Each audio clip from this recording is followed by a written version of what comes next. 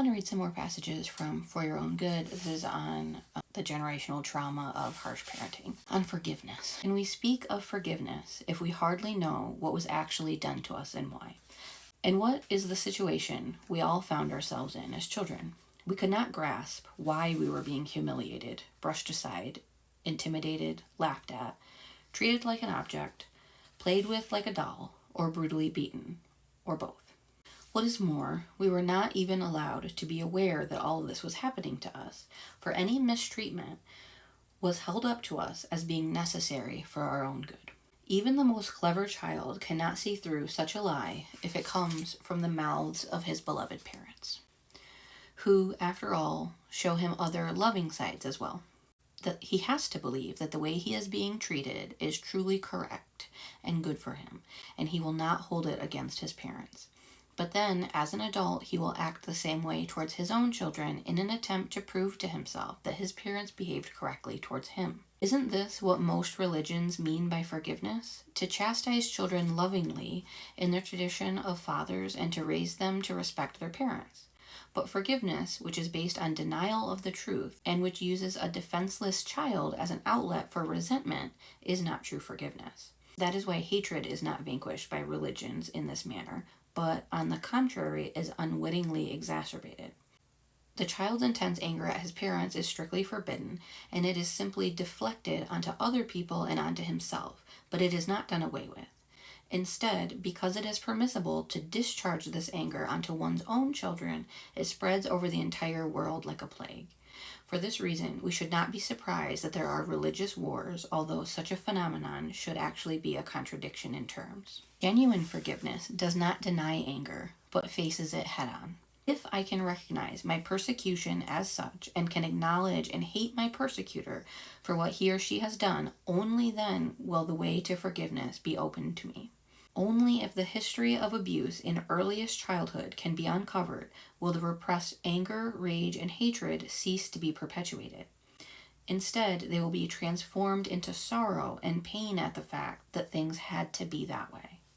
As a result of this pain, they will give way to genuine understanding, the understanding of an adult who now has gained insight into his or her parents' childhood and finally liberated from his own hatred, can experience genuine, mature sympathy.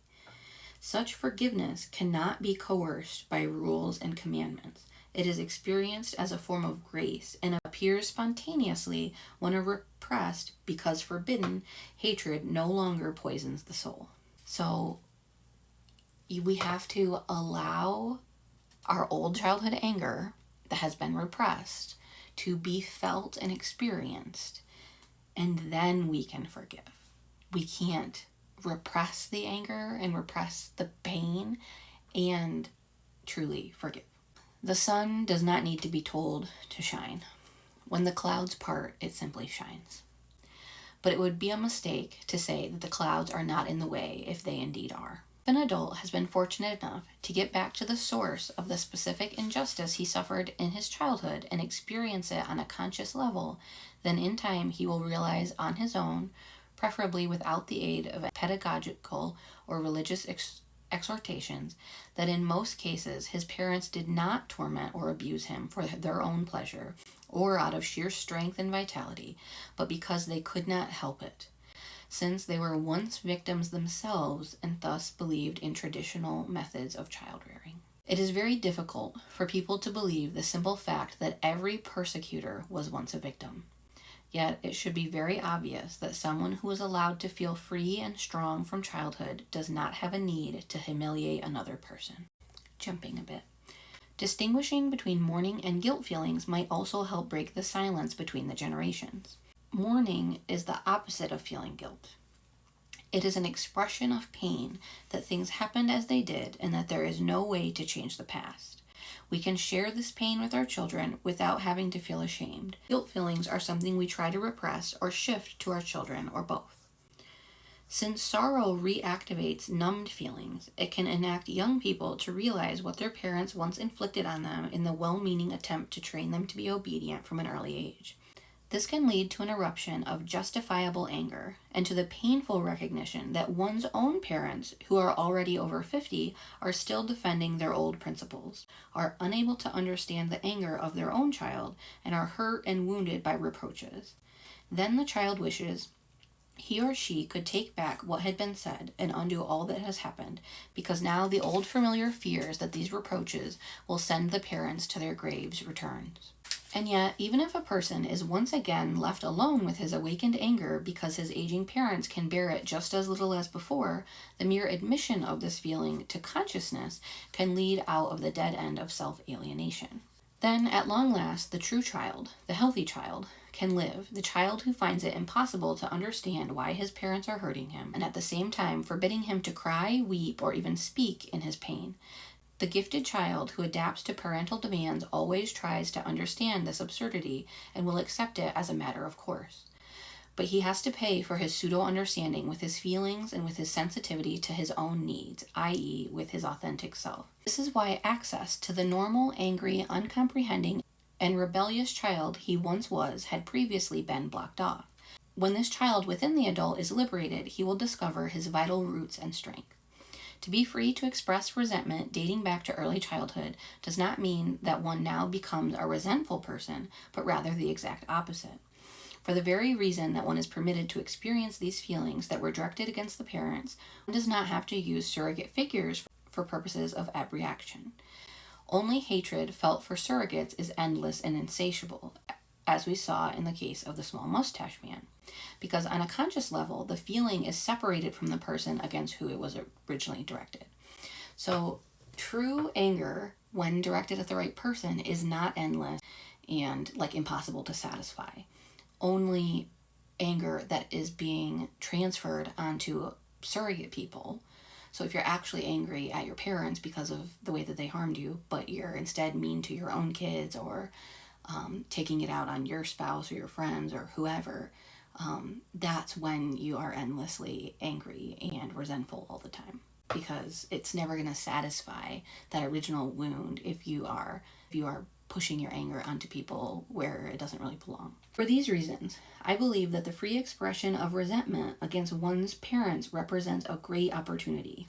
It provides access to one's true self, reactivates numbed feelings, opens way for mourning, and, with luck, reconciliation. In any case, it is an essential part of the process of psychic healing. But anyone who thinks that I am reproaching these aging parents would be misunderstanding my meaning completely. I have neither the right nor the grounds to do so. I was not their child and was not compelled by them to be silent. Was not raised by them, and as an adult know that they, like all parents, could do no differently than behave the way that they did. Because I encourage the child within the adult to acknowledge his feelings, including his resentment, but do not absolve him from these feelings, and because I do not place blame on the parents, I apparently create difficulties for many of my readers. It would be so much simpler to say it was all the child's fault or all the parents, or that the blame can be divided. This is exactly what I don't want to do, because as an adult, I know it is not a question of blame, but not being able to do differently. Children cannot understand this, however, and they fall ill in the attempt to do so because of a lack of access to their feelings.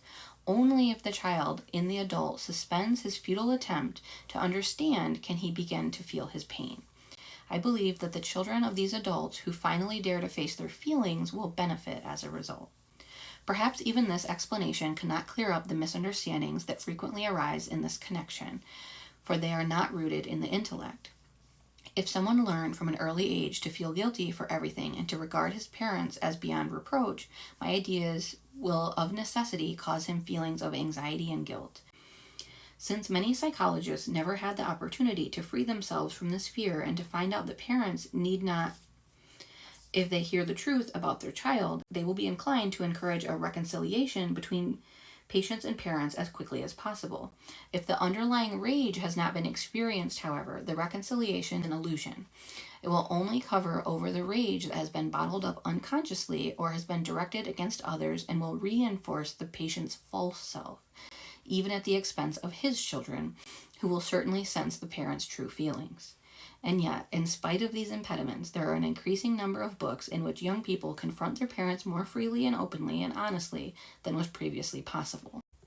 I know that and this idea of like blaming parents and so on often brings up ideas of trends. And so I just wanted to point out that this book was written in 1980.